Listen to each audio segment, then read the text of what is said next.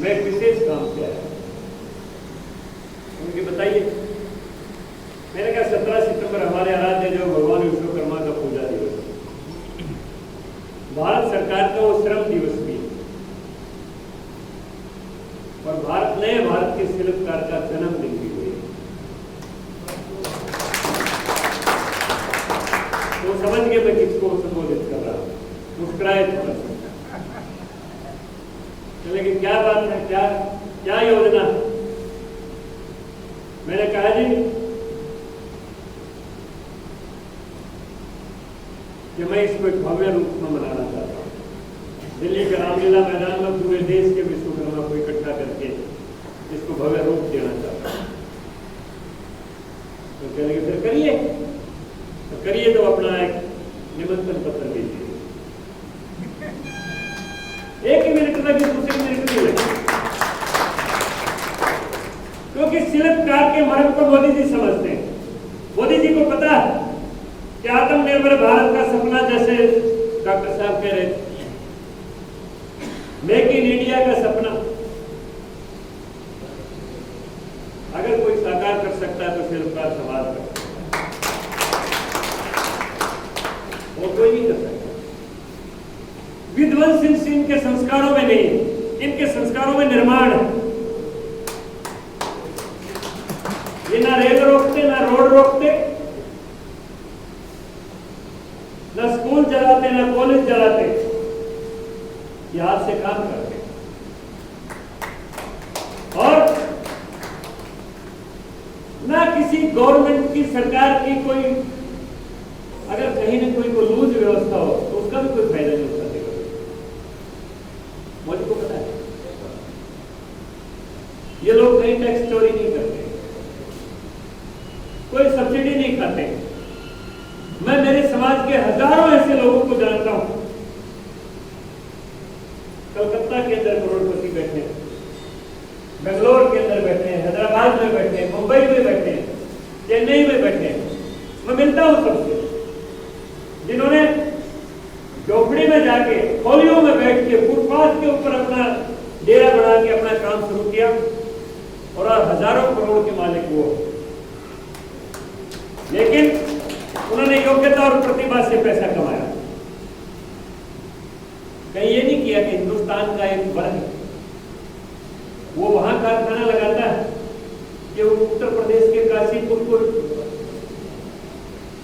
Industrially backward घोषित कर दिया।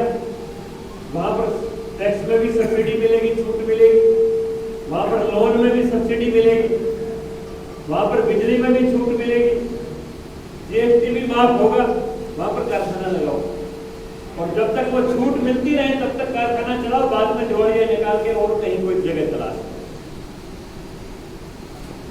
अब वो लोग विचलित हैं। विश्वकर्मा समाज का लोग, ये लोग जहां भी गए हैं अपनी योग्यता और प्रतिभा के बल के ऊपर अपनी ऊंचाइयों को छुआ। कोई टैक्स चोरी नहीं की, कोई जीएसटी नहीं खाया, कोई बिजली की सब्सिडी नहीं खाई। इसलिए मोदी जी को पता है और इसलिए हम कहते हैं, जैसे प्रसंग आता है कि भगवान राम को जब अल्लाह ने गंगा पार करवाई तो किराया देने लगे तो अल्लाह ने इनकार कर दिया कि एक ही जाति के व्यक्ति आपस में लेन देन नहीं करते। नाई से दाढ़ी बनवाता है तो पैसे नहीं लेते आपस में, धोबी से अगर कपड़े धुलवाता है तो आपस में पैसे नहीं लेते। तो भगवान ने राम का कहा तुम अल्लाह हो, मेरी जाति तुमसे कहाँ मिलती है? तो कह लगे आप भी भाव सागर से संसार को पार करवाते और मैं भी गंगा से संसार को पार करवाता हूँ, हमारी जाति। इसलिए मोदी जी भारत के नए शिल्पकार हैं तो हम भी इस संसार के शिल्प देवता के संतान। हमारा उनका धर्म मिलता है, जज्बा मिलता है, स्वभाव मिलता है। इसलिए जहां पर सारे देश की विध्वंसकारी ताकतें जो धारा 370 से विचलित, जो 3 तलाक की प्रथा से विचलित, जो जीएसटी के सिस्टम से विचलित, जो ऑनलाइन सिस्टम से विचलित, जो कर चोरी कर रहे थे, झूठी इंडस्ट्री चला रहे थे, जो झूठे बिल काट रहे थे, जो झूठी सब्सिडी खा रहे थे, जो एक देश के अंदर 2 संविधानों का समर्थन कर रहे थे, एक व्यवस्था के अंदर बैठ के 3-4 परिवार कश्मीर की घाटी, जो देश का हृदय है, जिसको देश की जन्नत कहा जाता है संसार का, जिन्होंने उसको नरक बनाया हुआ, वो विचलित है सब लोग, और वो सारे के सारे सोच रहे हैं कि किस तरह से मोदी जी को देखो। ऐसे समय में ये शिल्पकार समाज उस शिल्पी के साथ खड़ा होगा और 17 सितंबर को दिखाएगा कि कोई आपको घबराने की जरूरत नहीं है, हम लोग खड़े हैं। तो महेंद्र विश्वकर्मा जी का भी सपना साकार हो जाएगा, महेश योगी का भी सपना साकार हो जाएगा। कोई विधानसभा में जाएगा, कोई विधान परिषद में जाएगा, कोई राज्यसभा में जाएगा, कोई लोकसभा में जाएगा। जब आप ताकत को दिखाओगे तो सारी ताकत आपको मिलेगी।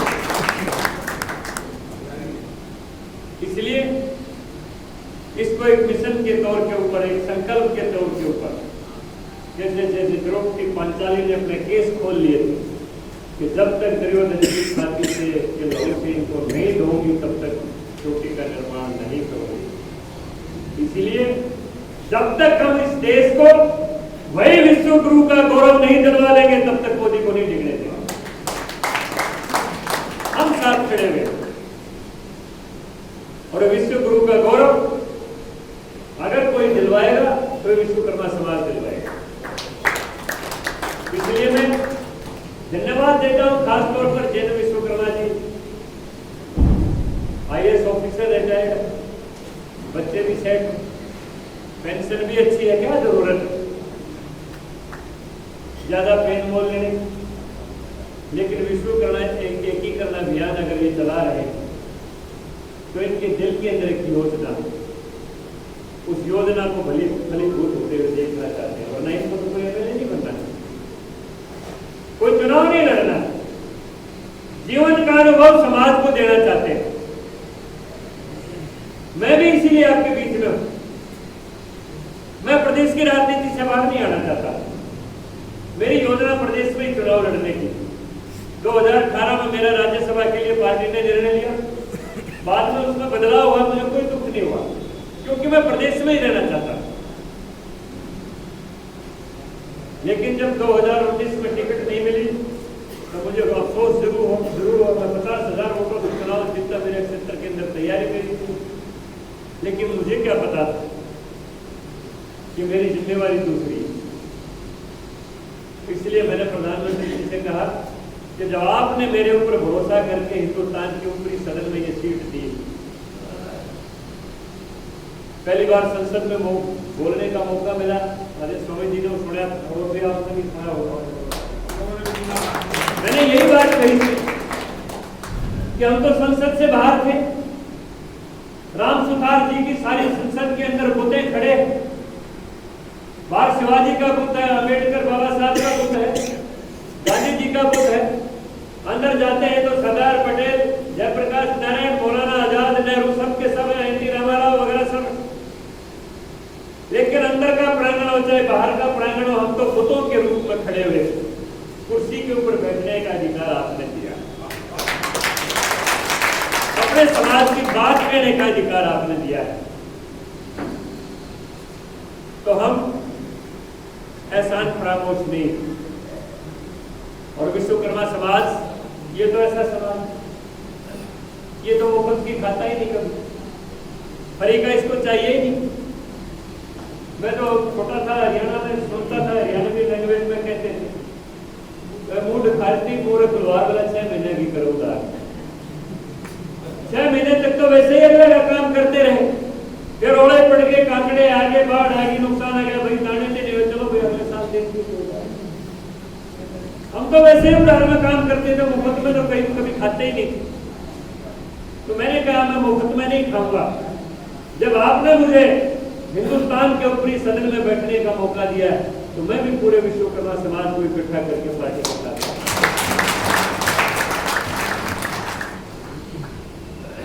इसलिए हमारा और उनका हित बराबर हित है। मैं तो पार्टी के एजेंडे से बात नहीं कर रहा हूँ, ये आर्थिक एजेंडा भी है, ये सामाजिक एजेंडा भी है, केवल पार्टी का एजेंडा नहीं। हमें अगर समाज में अपनी एग्जिस्टेंस रखनी है, अपना प्रभुत्व रखना, तो भी मोदी जरूरी। हमें आर्थिक जगत में ऊंचाइयों को छूना है, तो भी मोदी जरूरी। अपने राजनीति के अंदर प्रतिनिधित्व प्राप्त करना है, तो भी मोदी। इसलिए एक ही चाबी से सब ताले खुलने वाले हैं, आपकी समझ लीजिए। मैं इसी के साथ आप सब लोगों ने प्यार से इतनी बात सुनी और जिन सब ने इस प्रोग्राम का आयोजन किया, सब का धन्यवाद करते हुए पुनः आप सबको 17 सितंबर के लिए निमंत्रित करता हूं।